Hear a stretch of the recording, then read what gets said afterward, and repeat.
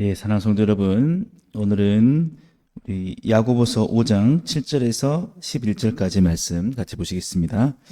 그러므로 형제들아 주께서 강림하시기까지 길이 참으라.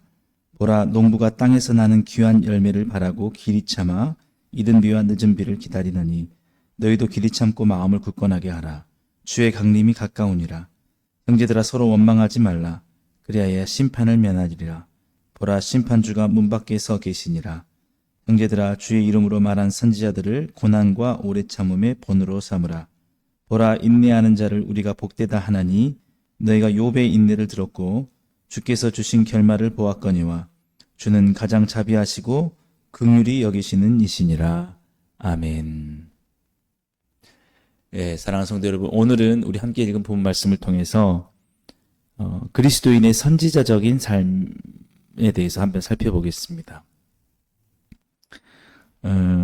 여러분, 이제, 오늘 이 본문에 어떻게 보면 중요한 핵심은 10절 말씀이라고 할 수 있겠습니다. 형제들아, 주의 이름으로 말한 선지자들의 고난과 오래 참음의 본을 보이라. 본으로 삼으라. 예. 그러니까, 이 야고보 사도가 볼 때에 초대교회 성도들이 고난을 당했고 또 오래 참아야 되는 그런 상황 속에 있었다는 것이죠. 그것은 무엇이냐면 어제도 살펴보았지만 그 당시에 그 초대교회 주변 상황들은 물질 만능주의, 그 황금 만능주의, 어떤 돈이 최고다라는 그런 생각들 속에 사람들이 많이 살아가고 있었습니다. 뭐 오늘날 우리 사회의 상황도 같죠. 여러분 뭐 다 느끼고 있지 않습니까?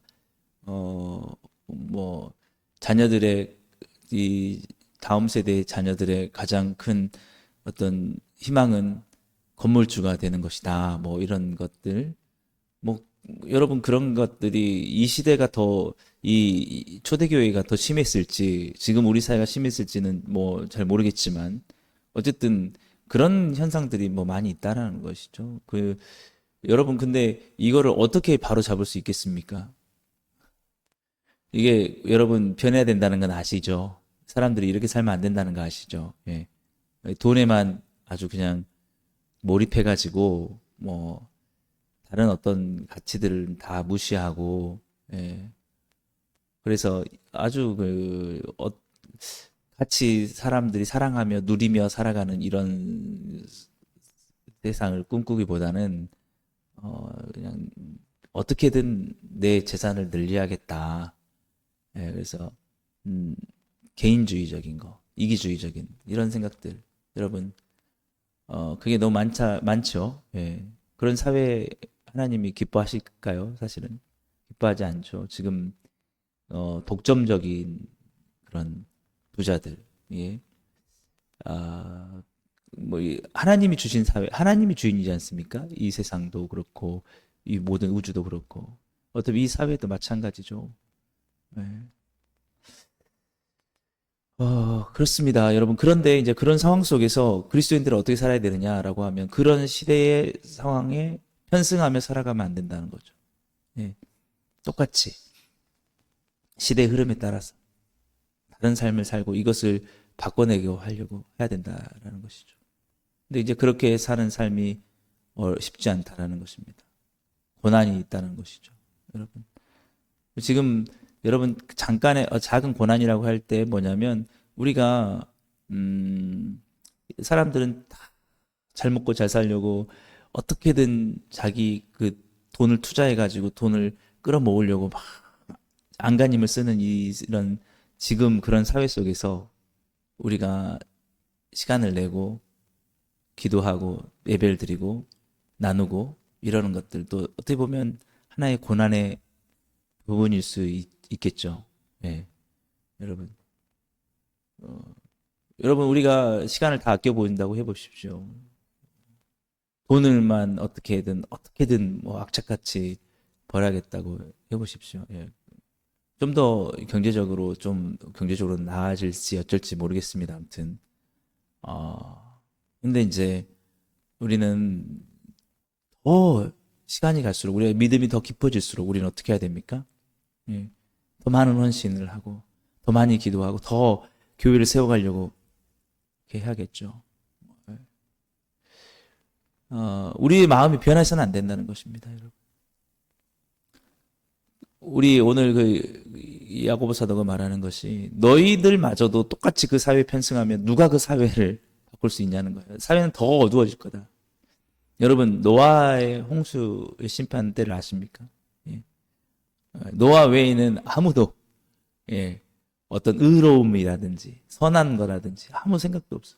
그냥 타락하고 방탕하고 그냥 온갖 범죄가 저질러지고 어둠이 가득했기 때문에 하나님이 그냥 다 쓸어버리신 그런 거지 않습니까? 여러분 하나님이 이 땅에 교회를 세우시고 그리스도인들을 선택하신 이유가 뭐냐? 더 나빠지지 않게 하려고. 네. 여러분. 그렇습니다. 어쨌든 여러분 근데 그런 지금 삶 속에서 힘들었던 건 뭐냐면 이 초대교회 성도들이 힘들었던 건 뭐냐? 자기들이 그렇게 고난을 겪으면서도 최선을 다해서 사람들을 전도하고 또 하나님 말씀 전하지만 상황들이 쉽게 바뀌지 않았다라는 거. 네. 사람들이 생각이 쉽게 변하지 않고 하나님의 말씀을 그렇게 쉽게 듣지 않았다는 거. 그랬을 때에 오늘 야고보 사도가 말하는 게 뭐냐면 선지자들을 본으로 삼으라라는 것입니다. 선지자들도 잘 생각해 보면 그런 삶을 동일하게 살았으니까 가장 좋은 본이 될 거니까 그것을 보고 위안을 삼으라. 네. 여러분 대표적인 선지자 누가 있습니까? 엘리야 선지자 있죠. 엘리야. 네. 엘리야가 얼마나 힘든 삶을 살았습니까? 악한 왕 때문에, 아합이라는 악한 왕 때문에. 악한 왕이 하나님의 주신 나라를 하나님이 왕으로 세우셨으면 하나님이 주인이라는 생각을 가지고 하나님을 섬기는 마음으로 아주 의롭게, 정직하게, 공평하게, 정의롭게 그렇게 세워가면서 많은 사람들이 행복할 수 있도록 해야 되는데 아주 그냥 나봇의 포도원 아시죠? 여러분 열왕기상 읽으신 분들은 알겠지만 그래서 그것 약한 자의 그것마저도 빼앗을 만큼 자기 힘과 권력을 사용해서 할 만큼 왕이 그러니까 그 나라 사회가 전체가 어떻겠습니까? 그냥 이기심, 그냥 자기가 가져도 더 가지려고 하는 그런 속에서 나라가 아주 어둡고 뒤죽박죽이고. 근데 그 엘리야만 아니라 여러분 뭐 이제 우리가 제자훈련 이제 곧 선지자들의 삶을 볼 거지만 아모스, 에레미야, 뭐 이사야 선지자 다 마찬가지입니다. 그 어두운 시대에 그들에게 했던 건 뭐냐면 회개를 촉구한 거예요. 회개하라. 돌이켜라. 왕들에게도 백성들에게도 그런 하나님이 기뻐하지 않는 모든 죄악된 삶에서 회개하고 돌아오라. 우리도 마찬가지예요, 여러분. 우리가 세상 속에 그 메시지 전하는 게 그런 겁니다. 돌아오라. 하나님께로 돌아오라는 거예요. 하나님께로 돌아오라. 우리 호세아 선지자 말씀 알지 않습니까? 여호와께 돌아오라.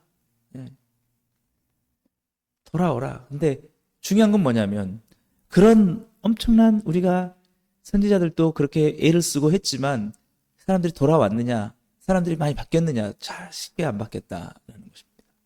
그래서 오늘 야고보 사도가 말하는 것이 뭐냐면 초대교회 성도들에게도 너희들이 그런 선지자적인 삶을 살아가고 있다. 그 시대에 그런 물질 만능적인 그래서 우리가 뭐 수요일에도 살펴봤고 그런 돈 때문에 차별하는 일들 있었고 그렇지만 그 선지자들 본을 삼으라는 것은 뭐냐면 그 쉽게 변하지 않아도 그들은 끝까지 그 길을 포기하지 않고 갔다라는 거예요. 왜? 하나님의 평가를 더 중요하게 생각했기 때문에. 그래서 오늘 그렇게 오늘 말하고 있습니다. 오늘 7절 말씀 보시면 그러므로 형제들아 주께서 강림하시기까지 길이 참으라 보라 농부가 땅에서 나는 귀한 열매를 바라고 길이 참아 이른 비와 늦은 비를 기다리느니 너희도 길이 참고 마음을 굳건하게 하라. 주의 강림이 가까우니라. 예. 야, 농부가 열심을 다해서 씨를 뿌리고 이렇게 했는데 그 열심히 하는 그 자체가 중요하다는 거예요. 물론 어떨 때는 흉년이 될 수도 있겠죠. 뭐 잘 날지 농부도 잘 알겠습니까? 자기가 씨를 뿌리는 거 꼭 날 거라는 거. 근데 이런 농부는 악한 농부죠. 그냥 그래서 야 이거 심어서 될지 안 될지 나도 모르니까 그냥 심지 말자 이러는 건 아니죠, 여러분. 그렇게 농부는 그렇게 살아가면 안 되죠. 하나님께 기도하면서 심었을 때 이게 어떻게 될지는 모르지만 하나님 복을 주셔서 이른 비와 늦은 비를 좀 주셔서 제발 좀 나게 해주십시오. 왜? 그렇게 나야 농부들이 그렇게 해야 우리가 먹을 수 있지 않습니까? 근데 농부들이 에이 뭐 흉년이 날지도 모르니까 뭐 내가 그렇게 그런 의미 없는 일들을 하겠어 하고 놔버리면 뭐 어떻게 하자는 겁니까, 여러분? 그러니까 오늘 말씀이 그거예요. 주께서 강림하시기까지 참으라. 예. 너희들이 열심히 그 다해서 그 삶을 살아가는 그 자체가 의미가 있다라는 거예요. 네. 그렇게 해가지고 뭐 결과가 달라지냐 안 달라지냐 물론 결과도 중요하지만 뭐 그건 하나님께 달렸어요. 하나님이 은혜를 주셔야죠. 그러나 그 삶만큼은 그 삶을 찾아가라는 거예요. 왜? 주님께서 다시 오셔서 뭐라고 하시겠어요? 너희들 뭐 했냐? 그러면 이 세상이 뭐 이렇게 한다고 해서 바뀔 것 같지 않아서 그냥 나는 나의 삶의 평안함을 누리고 그냥 내 살 길만 찾아서 그렇게 살았습니다. 그러면 주님이 아이고 잘했다 그럴까요? 안 그러겠죠. 하고 게으른 종아 그러지 않습니까? 그래서 달란트 비유가 있지 않습니까? 한 달란트를 줬는데 한 달란트를 가지고 에이 뭐 이걸 가지고 이거 해가지고 될지 안 될지 내가 어떻게 알아? 그래갖고 그대로 남겨줬다는 거 아니에요. 그러니까 주님께서 말씀하시잖아요. 와가지고 약하고 게으른 종아, 에? 뭐라도 했어야 되지 않겠냐? 어떻게 될지 네가 알고 그렇게 하냐? 예? 이렇게 네는 포기했다는 거죠. 5달란트 받았던 자는 어떤 거예요? 가서 열심히 했는데 또 결과가 나온 거예요, 여러분. 예, 우리가 막 세상을 바꾸려고 하나님이 원하시는 대로 회개하게 하려고 하는데 잘 안 되죠. 근다고 해서 우리가 이제 야 해도 소용없어. 포기하면 안 된다는 거예요. 끝까지 가서 정말 결과가 되면은 더 영광이겠죠. 예, 그러니까 이 사회가 하나님이 원하시는 나라가 되게 하기 위해서 우리가 열심히 했는데 정말 그렇게 됐어요. 그러면 그것만큼 영광스러운 게 없겠죠. 하나님이 충성된 종이라겠죠. 그러나 엘리야도 마찬가지예요. 악이 너무 크니까 아합 왕이 너무 악하니까 아무리 그렇게 해도 최선을 다했지만 안 돼서 그래서 엘리야도 로뎀 나무 아래서 낙심하고 죽고 싶을 만큼 그렇게 하지 않았습니까? 그런데 중요한 건 뭐냐면 엘리야가 나중에 그 불구름 그 구름 불말들을 타고 올라가잖아요. 이렇게 구름을 타고 하나님이 인정하셨다라는 것이죠. 사회가 그렇게 뭐 확 바뀐 건 아니지만 그렇게 살았던 삶에 대해서 우리도 마찬가지라는 것입니다. 우리 역시도 손 놓고 있으면 안 되는 거예요, 여러분. 내버려두면 안 되는 거예요, 여러분. 이 사회에 하나님이 기뻐하지 않는 그런 물질 만능적인 삶들, 타락한 삶들, 이런 거 있을 때, 여러분, 우리는 정말 그들에게 돌아오기를, 그렇게 살면 안 된다고. 특히 엘리야는 아합 왕에게 얼마나 껄끄러운 관계였습니까? 아합 왕이 엘리야를 너무 싫어했죠. 예? 엘리야도 아합 왕 때문에 너무 힘들었고 그 삶을 포기하지 않았다는 겁니다. 예.